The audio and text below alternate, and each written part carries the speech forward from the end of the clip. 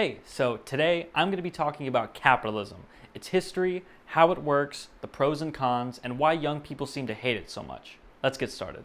So let's start out with the definition, and we'll also take a look at the early development of capitalism as we know it today. Capitalism is when the means of production and distribution are privately owned and operated for profit in competitive markets. This system is in stark contrast to the feudal system of the Middle Ages, where nobles required work and services from common people known as serfs in return for allowing them to live on the nobles' land and benefit from their protection. Eventually, the people in Europe during the Renaissance gradually became more free to make their living in the way that they themselves chose. More people than ever before could start their own business and buy and sell property instead of living under the thumb of a noble lord. This allowed people to drastically improve their standing on the social hierarchy. Political and economic power began to move to wealthy merchants rather than stay concentrated in the nobility whose wealth was based on their ownership of land. The Reformation of 1517, which is when Martin Luther publicly criticized the church, actually played a significant role in the shaping of capitalism, specifically with the rise of Protestantism, which is a branch of Christianity. The Reformation heavily promoted the ideas that hard work and responsibility were important values. People believed that success and wealth were signs of God's favor, so they worked diligently. This kind of mindset strongly encouraged work ethic, as Protestants saw secular work as a calling from God, which made them more involved in things like trade and business. The Reformation challenged the Catholic Church's control over wealth and economic activities. This allowed the growth of financial institutions and modern banking systems, which supported capitalist expansions. Protestants also emphasized saving and reinvesting profits into business, which fueled economic growth. And this is just the early roots of capitalism in Europe. We can see the same kind of economic shifts and tendencies in places like Mesopotamia during 3000 BC and two Phoenician cities called Tyre and Sidon also around 3000 BC. So now, moving forward, another really big factor in the expansion of capitalism was the Industrial Revolution, which happened around the 18th century. This marked a significant shift towards industrial capitalism. It brought about dramatic changes in manufacturing, technology, and economic organization.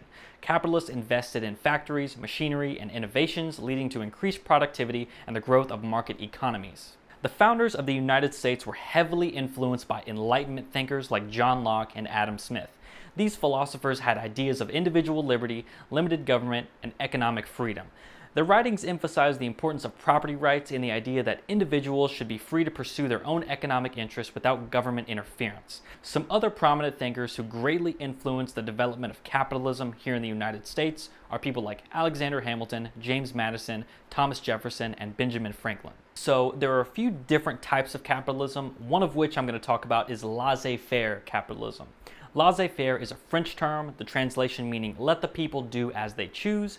This form of capitalism is one where the government has as little intervention in business as possible. The government would offer little to no regulation over what businesses can or can't do, and in a perfect laissez-faire economy, the government would have no regulation over what businesses can do at all. Another really important type of capitalism is welfare capitalism. So this is when the government does intervene, but it's only to provide its citizens with a safety net and regulation for businesses. So if we view the American economy on a historical timeline, we started out very laissez-faire, but as the Industrial Revolution came about, people and workers started advocating to remove child labor, improve working conditions, shorten working hours, and raise working pay. This made several policies end up getting passed which did regulate business, but they also provided everyday citizens with safety nets. Some of the policies that ended up getting passed were things like the Social Security Act, which provided income support to retired and disabled individuals, the Fair Labor Standards Act, which established minimum wage, set maximum working hours, and introduced regulations on child labor,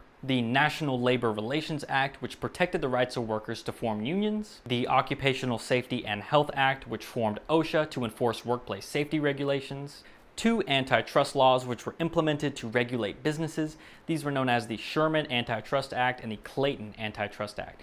These were made to regulate and prevent monopolistic practices, promote competition, and protect consumer interests. A series of environmental regulations were passed, such as the Clean Air Act and the Clean Water Act. So we went from a very unrestricted and unregulated type of capitalism into more of a mixed economy, with elements of welfare capitalism thrown in as well.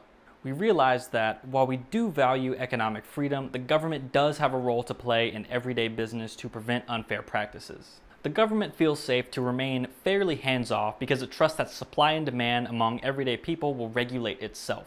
For instance, say that a business decides that they want to raise their price twice as high as before, people might reject that business and start buying from a different company instead. So let's talk about the pros and the cons of capitalism. I'm going to start out with the pros. Those in favor of capitalism say that it promotes innovation, entrepreneurship, and competition, which in turn leads to increased economic growth. They also say that capitalism allocates resources in the most efficient way possible, as the market determines the price of goods and services based on supply and demand, which they say ensures that resources are used in the most productive way possible. Supporters say that capitalism provides individuals with the freedom to choose what they want to produce, consume, and invest in, which allows people to pursue their own interests and maximize their own potential. So now let's talk about the cons of capitalism. One of the biggest critics of capitalism was Karl Marx, and there's a lot to unpack with that person, but one of his biggest statements was that he saw capitalism as a system that exploited its workers and concentrated wealth in the hands of only a few capitalists. He argued that capitalism would lead to its own downfall as workers became aware of their own exploitation and revolted. Other people against capitalism argued that it can lead to negative environmental impacts as businesses prioritize profits over environmental concerns. Critics also argue that capitalism allows for undue influence by corporations and wealthy individuals in the shaping of public policy. They contend that this concentration of economic power can undermine democratic decision-making processes and lead to policies that prioritize corporate interests over the well-being of society as a whole. They also say that capitalism can be subject to cycles of booms and bursts, which can lead to instability and uncertainty. But speaking of instability and uncertainty, let's talk about why the economy crashes every once in a while. Economic downturns, also known as crashes, can be caused by a flux of different events, but they're actually not inherently flaws of the United States or capitalism. I'll talk about that more in one second, but some of the things that can influence these crashes are things like business cycles. Economies naturally go through cycles of expansion and contraction, known as business cycles.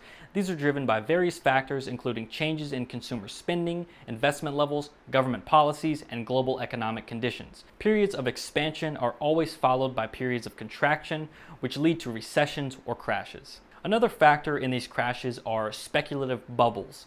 These can occur when there's a rapid increase in the price of certain assets, such as stocks, real estate, or commodities.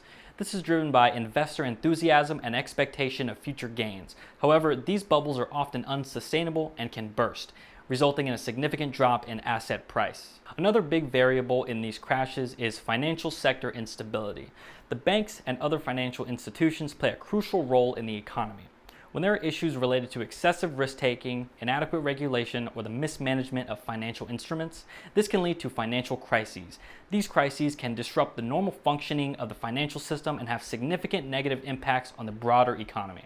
So the reason why it might feel like the US is specifically subject to these crashes isn't actually because of anything to do with capitalism or really the country. It's more so that we have the biggest economy on the planet, so we're kind of more prone to these crashes and instabilities. So now let's talk about why young people seem to hate capitalism so much. One of the biggest reasons is economic inequality. It seems like young people are getting more and more concerned about the growing wealth and income gaps in society. They observe the concentration of wealth in a really small portion of the population and feel that capitalism contributes to social and economic disparities.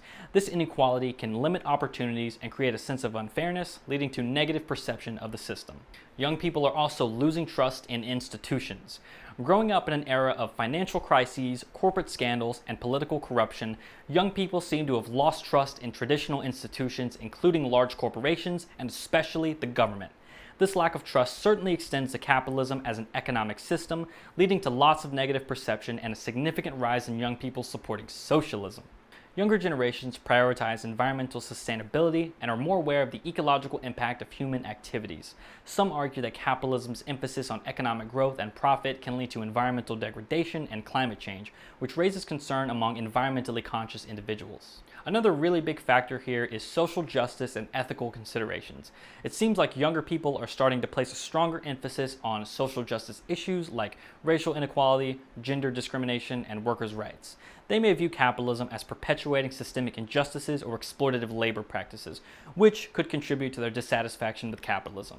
So that's pretty much capitalism as we know it today. I hope I taught you something new. Hope that was cool. But before I go, I want to leave you with a message. So I think we all know that the world can be a pretty crazy place.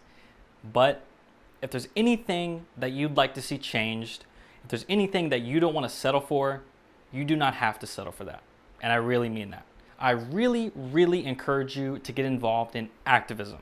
Activism is really cool, and most people don't understand the impact that their activism can have, even if they're just a single person and not actually in a group. So I strongly encourage that. It's really cool, it's super inspiring, and also if you're young, go ahead and get involved. Like, I don't care, register to vote. Like, if you're young, I'm actually making it mandatory for you. So like it's all good. Like, I'm just kind of forcing you. It's all good.